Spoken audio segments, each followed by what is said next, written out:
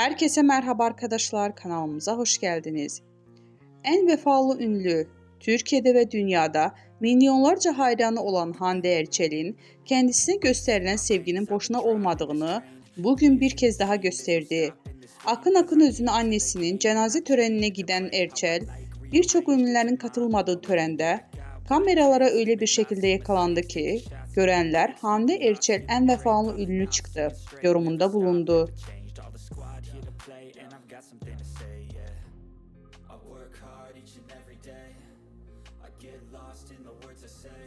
I don't push pause, no I push play. I won't stop till I make a change.